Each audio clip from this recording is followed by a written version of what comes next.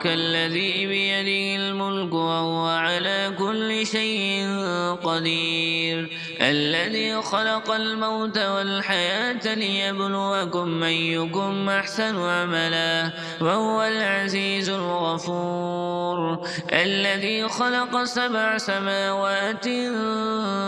طباقا ما ترى في خلق الرحمن من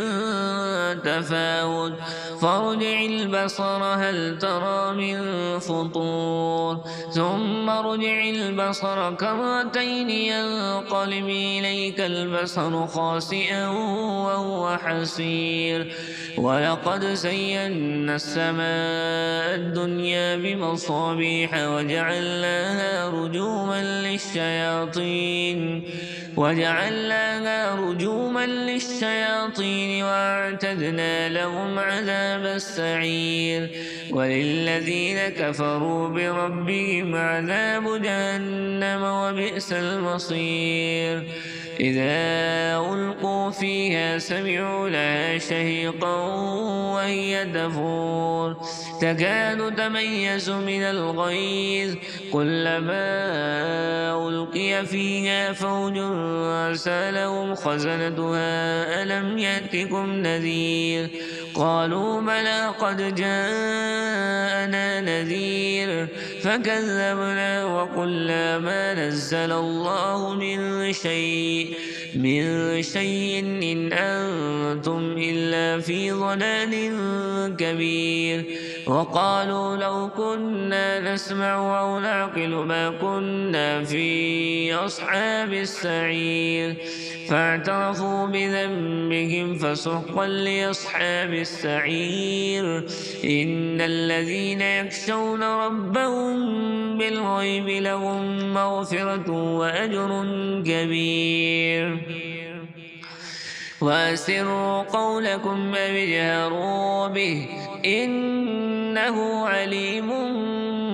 بذات الصدور ألا يعلم من خلق وهو اللطيف الخبير هو الذي جعل لكم الأرض ذلولا فامشوا في مناكبها وكلوا من رزقه وإليه النشور أمنتم من في السماء أن يخسف بكم الأرض فإذا هي تمور أم أمنتم من في السماء أن يرسل عليكم حاصبا فستعلمون كيف نذير ولقد كذب الذين من قبلهم فكيف كان نكير أولم يروا إلى الطير فوقهم صافات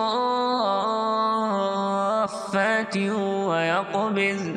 ما يمسكهن إلا الرحمن إنه بكل شيء بصير أمن هذا الذي هو جند لكم ينصركم من دون الرحمن إن الكافرون إلا في غرور أمن هذا الذي يرزقكم من أمسك رزقه بل لجوا في عتو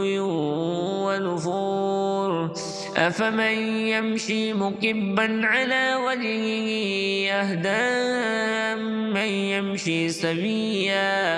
أهدى من يمشي سويا على صراط